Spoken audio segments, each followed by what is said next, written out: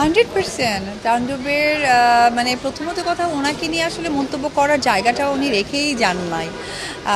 এখন পরিবারের মানুষ তারপরেও এত কাজ করেছে আমার সহশিল্পী এবং বাংলাদেশে শাকিব খান অপু বিশ্বাস সবচেয়ে বেশি সংখ্যা সিনেমা করেছেন। তো সেই জায়গা থেকে এখন আমারই অসম্ভব ভয় হয় তাকে নিয়ে কোনো মন্তব্য করার।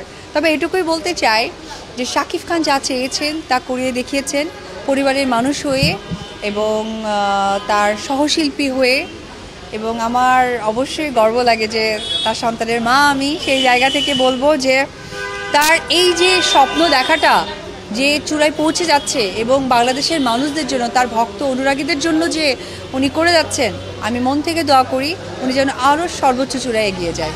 Very good. এবং সাবিলা নূর এত ভালো কাজ করেছে এবং she was very lucky because তার ডেবিউ হচ্ছে শাকিব খানকে দিয়ে। এটা তার জন্য অনেক বড় একটা সৌভাগ্যের। একজন সেলিব্রিটি, একজন অভিনেত্রী হিসেবে আমি মনে করব যে বাংলাদেশ অভিনেত্রী হিসেবে আমি মনে করব যে এটা অনেক বড় একটা প্রাপ্তি তার জন্য। হ্যাঁ, এই কথাটা আমি অনেকবার বলেছি, আবারও বলতে চাই, সৌভাগ্যের ব্যাপার শাকিব খানের সাথে এখন কাজ করার।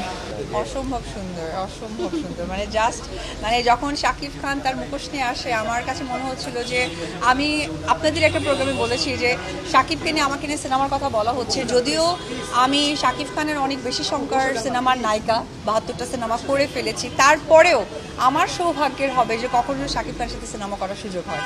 টিজারটা কেমন লাগছে? ভীষণ সুন্দর, ভীষণ সুন্দর। Thank you. প্রথমেই বলবো আমরা শিল্পী, আজকে আমি একটা প্রোগ্রামে এসেছি, আমার সেম বিজনেস কিন্তু আমারও আছে। তো আমরা আসলে বলতে গেলে শোবিজ অঙ্গনের মানুষ, আমাদেরকে আসলে পেইড আর্টিস্ট হিসেবেই কিন্তু আমরা যাই। এটাই আমাদের প্রফেশন এবং এটাই আমাদের রুটি রুজি। তো সেই জায়গা থেকে আমি এটুকুই বলতে চাই যে রুটি রুজির জায়গা থেকেই আসলে আমাদেরকে দেখা উচিত। আমি সব কিছুর প্রতি, আইন থেকে শুরু করে গণ্যমান্য ব্যক্তিরা যারা আছেন তারা পরিবারের বাইরে নয়, তাদেরও পরিবার আছে, তারাও প্রফেশনের সাথে যুক্ত আছে।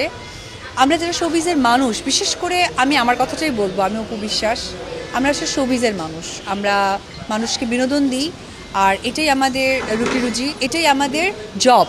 সেই জব থেকে আমাদের যে আর্নিংটা আসে ওটাতে আমাদের সন্তান, পরিবার, আমরা সবাইকে দেখি। সো আমাদেরকে শোবিজের জায়গাটাই আপনারা রাখবেন, শোবিজের মানুষ হয়েই আমি থাকতে চাই।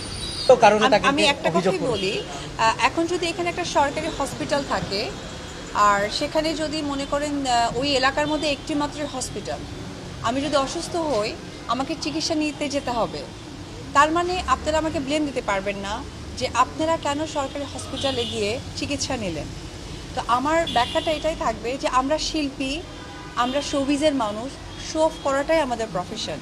সো আমি এই কথাটাই বলবো যে আপনারা সকলেই অসম্ভব বুদ্ধিমান আর আমাদের বাংলাদেশের আইনের প্রতি আমরা সকলেই শ্রদ্ধাশীল। আর আমরা গর্বের সাথে বলি যে আমরা আসলে বাংলাদেশি বাঙালি, যেটা আমাদের সবচেয়ে গর্বের বিষয়। সেই জায়গা থেকে আবারও নোটেড দ্য পয়েন্ট যে আমরা শিল্পী, আমরা সকলে।